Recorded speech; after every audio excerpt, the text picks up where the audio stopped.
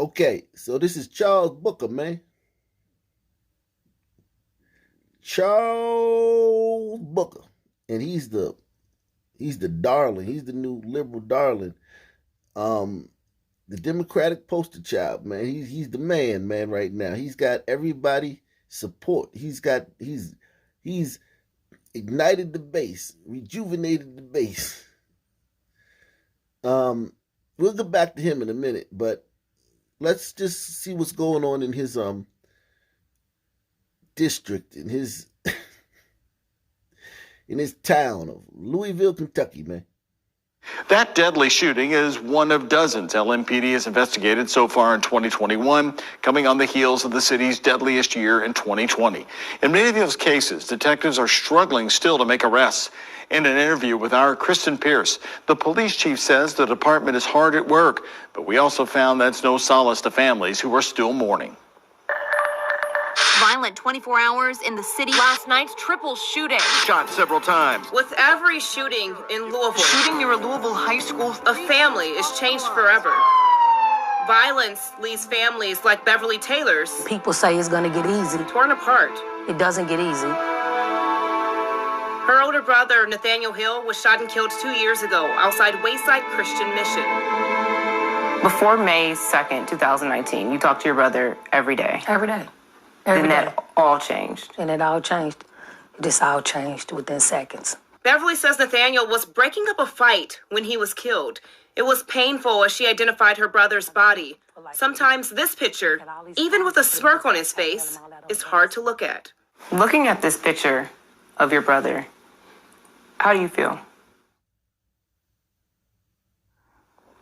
It's just hard. It's real hard.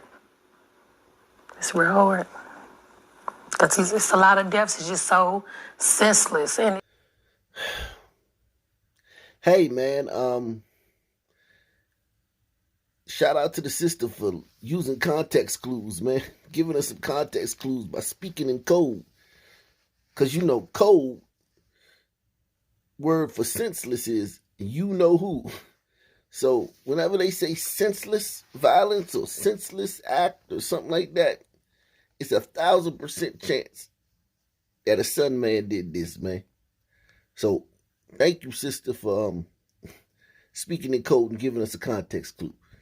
it's a lot of deaths. It's just so senseless. And, it's like, when is it going to stop? And more than 2 years later, It was awful. It was awful. Like, it was the worst day of my life ever. no one has been convicted. Ever. It's a situation that's all too familiar for families in Louisville. This year, Louisville Metro Police says they've had 60 criminal homicides. Only 19 have been closed. That means for some of the most violent crimes in the city, for every suspect arrested, 2 or more are walking free. Who thinks our buddy Charles Booker has this as one of the bullet points he's going to be addressing if he gets into the Senate, man? Who thinks that, man? Hit one if you think that Charles Booker says, man, golly, man. Jesus. You got to do something about that, man. Who thinks that's what he's thinking, man?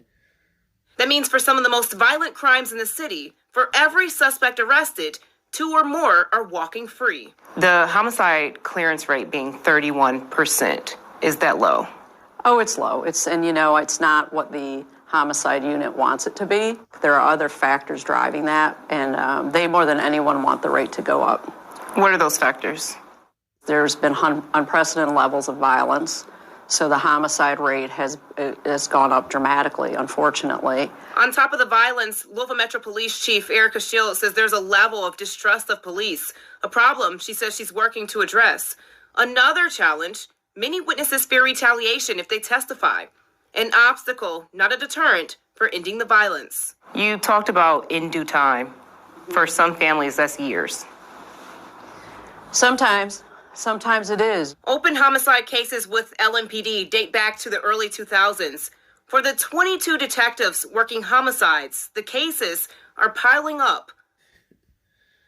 Think about it. This is a city of 600,000. 600,000.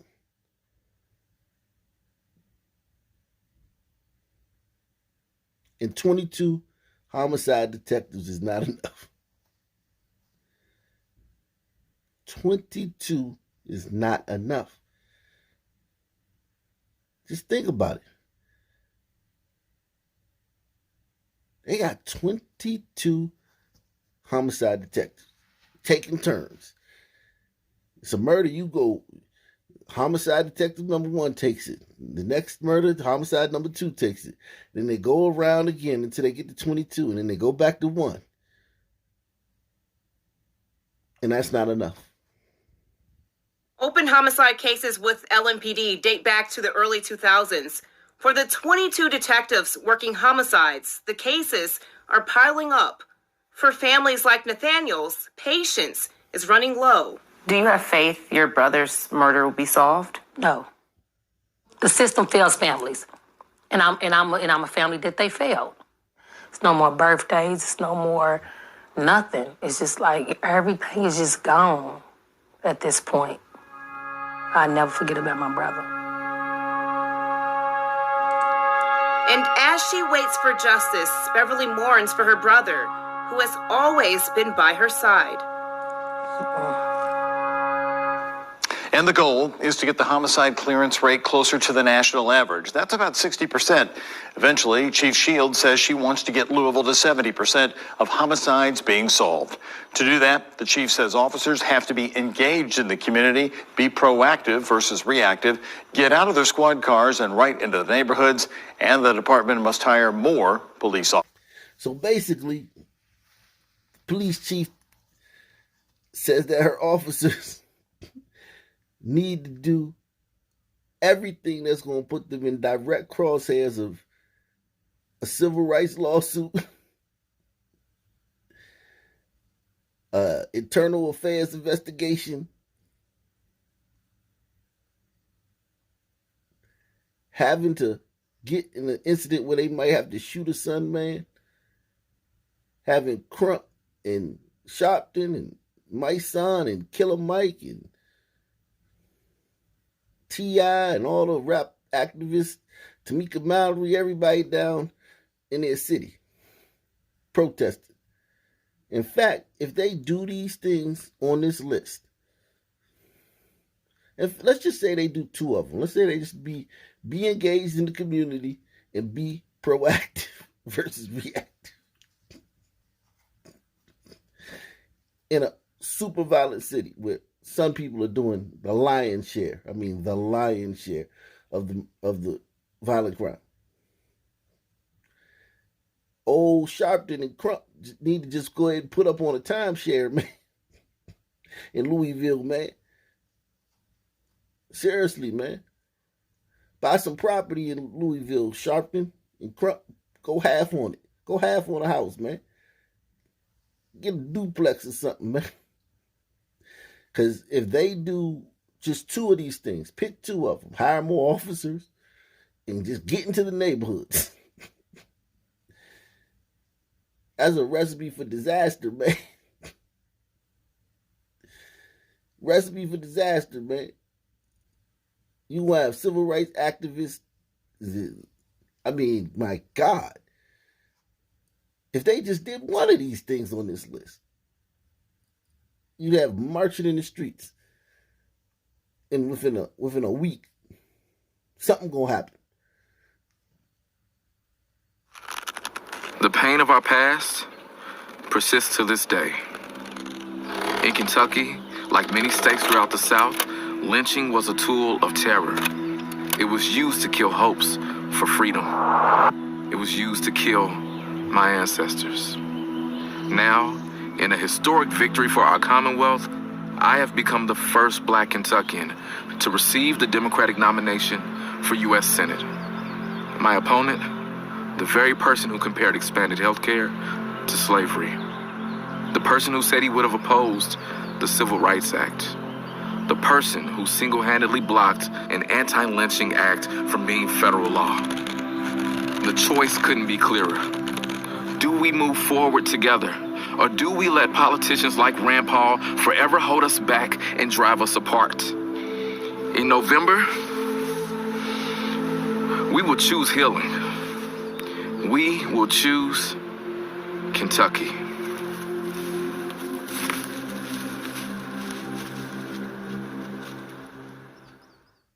Those who live here on Swaps Lane tell me that their biggest concern was putting in speed bumps with so many kids living in the area to ensure they're not hit by speeding cars. They never would have imagined that in the home behind me, a child in their area would be the latest victim of Louisville's gun violence. Police tape sits in a trash can in front of a home that was a crime scene Thursday night.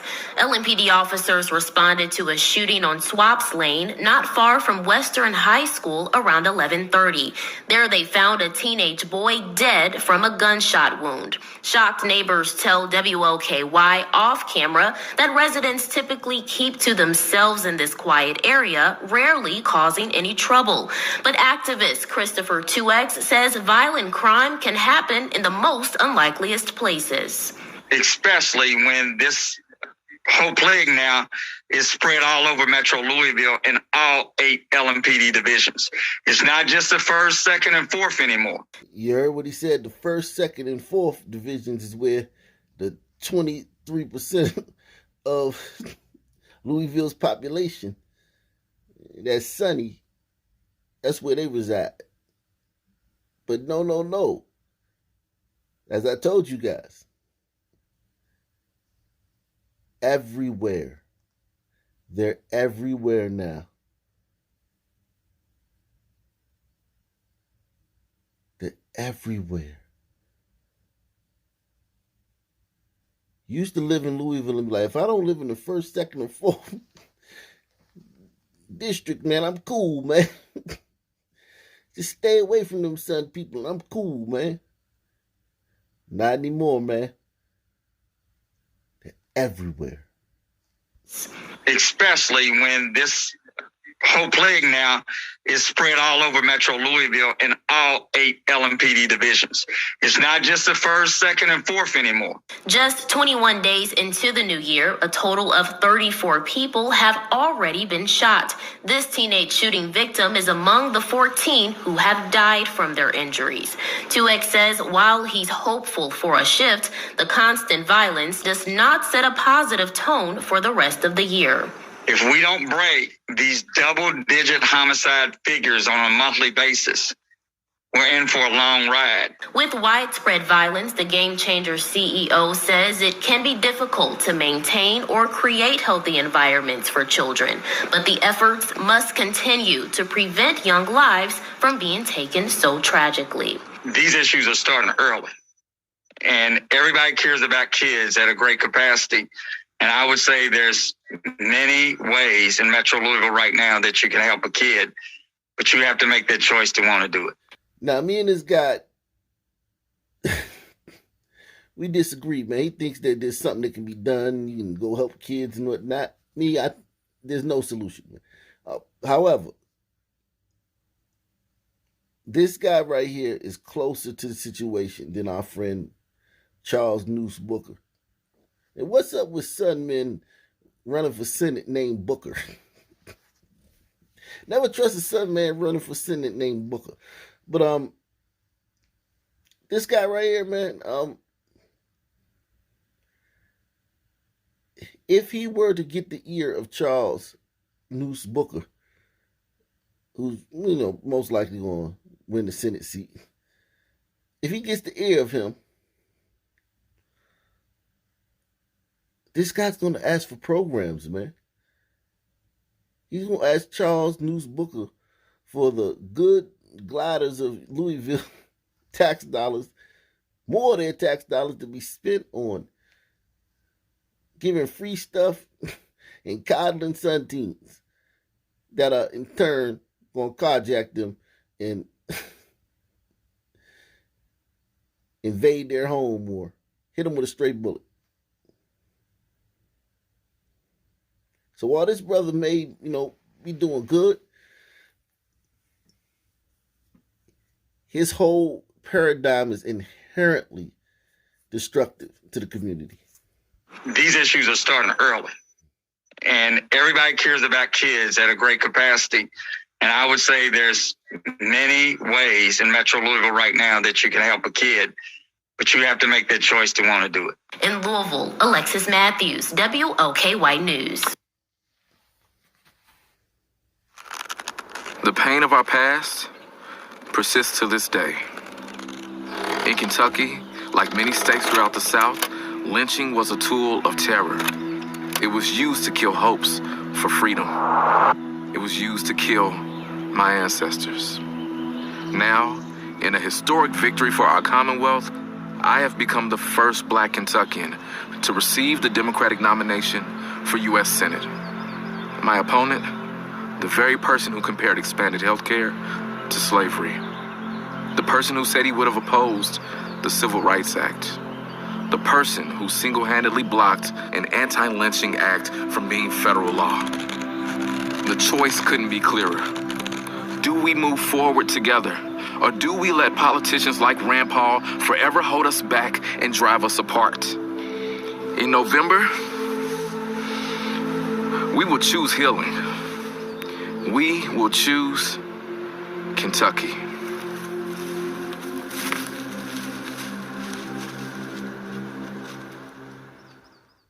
Tonight, one man connected to 8 crimes involving carjackings and robberies, mostly focused in East Louisville, 5 of them just yesterday alone. Hi, everybody. I'm Doug Prophet. The Night Team's Tyler Embry is learning more about a major spike in carjacking citywide and why.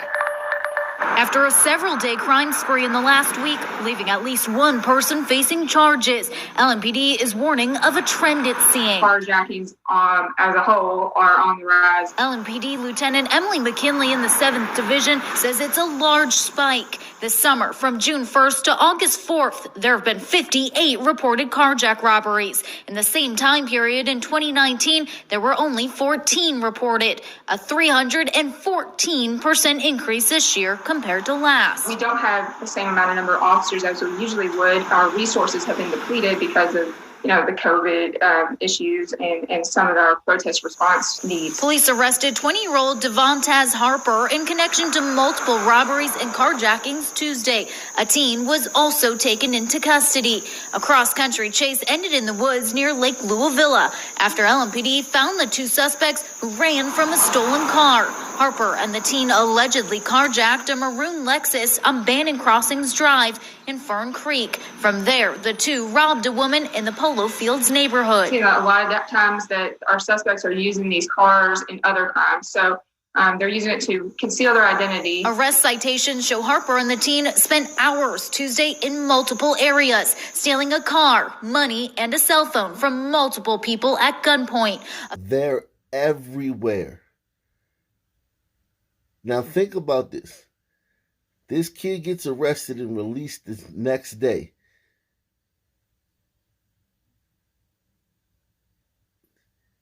It would seem like you're surrounded, but it doesn't take a lot of them. Now, when I was coming up, it was a lot of us. It was a group effort. Now it doesn't take a lot of them. Your city, man, 1,000-something in your city. I don't care if it's 600,000 to 1 million people in your city. 1,000 ruined. Harper and the teen spent hours Tuesday in multiple areas, stealing a car, money, and a cell phone from multiple people at gunpoint. A few days prior, police say Harper carjacked a $75,000 Mercedes from a man, and the day before that, carjacked a Nissan. A lot of times these are occurring in the very early morning hours, from like 4 a.m. to 6 a.m. when people are going to work. Lieutenant McKinley says LMPD has noticed a trend of young adults or teens as suspects in these crimes, but she says it's not certain if they're gang-related or not. Be aware of your surroundings. Look out for your neighbors. Talk to your neighbors. McKinley is urging you to be alert and says hopefully the city will see a trend back down in carjackings. For the Night Team, Tyler Embry. Every time I hear of a carjacking or a homicide, I'm hoping that will somehow lead to my son's case. Carjackings have risen sharply over the past several years in the River City. Now those cases, some of them at least, are starting to head to court. 2 men are now facing federal indictments in connection to carjackings last year, one of them resulting in someone being badly hurt. While there's some resolution in some of those cases, Austin Fitzpatrick's father, Leo, has been waiting on answers for years. His son was killed in a carjacking in November of 2020 in Old Louisville, and the suspect in that case is still at large. Leo says the charges show that law enforcement is trying to fix the problem, but he says there is still so much more work to do. Okay, so this is surveillance footage of the guys who killed his son. Who's this, man?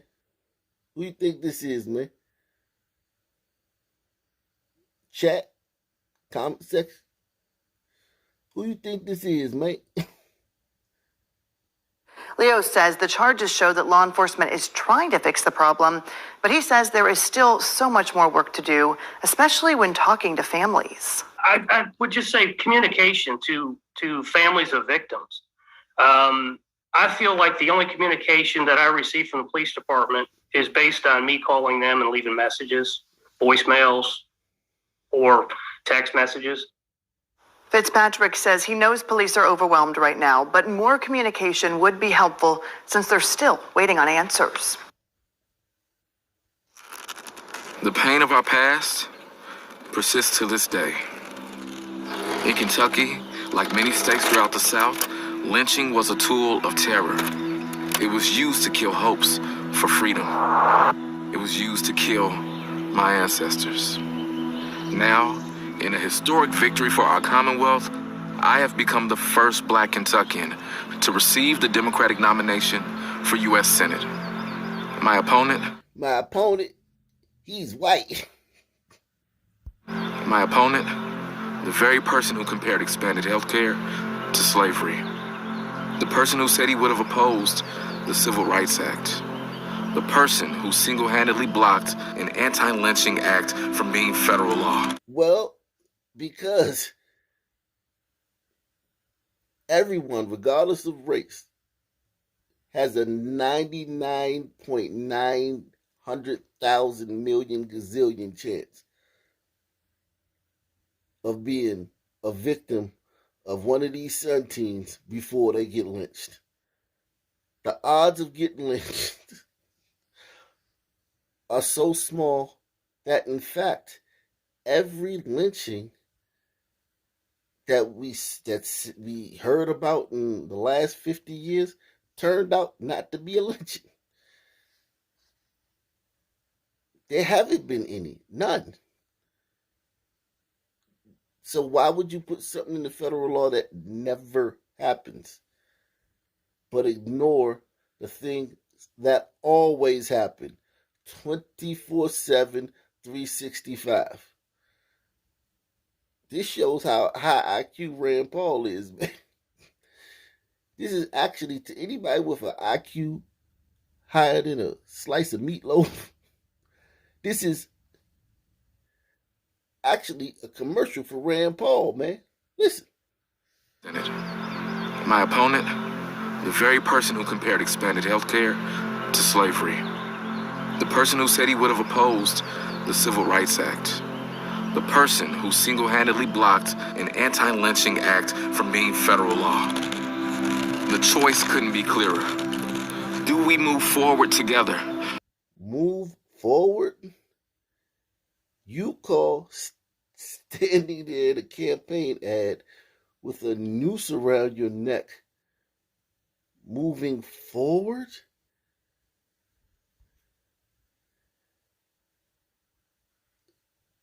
You call standing there with a noose around your neck in a campaign ad moving forward?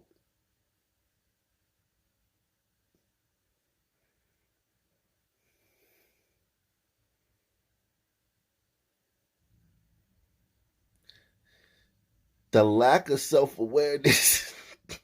And then this is the thing about it. No one even told him.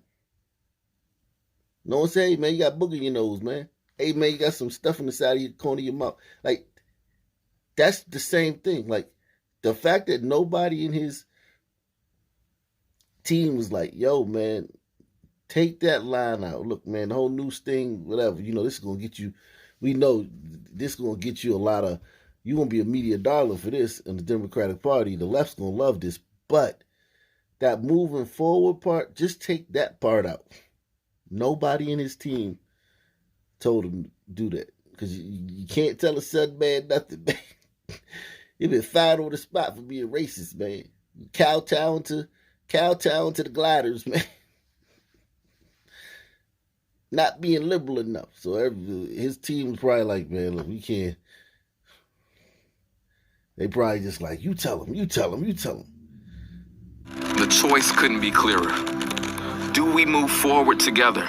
Or do we let politicians like Rand Paul forever hold us back and drive us apart? In November, we will choose healing. We will choose Kentucky.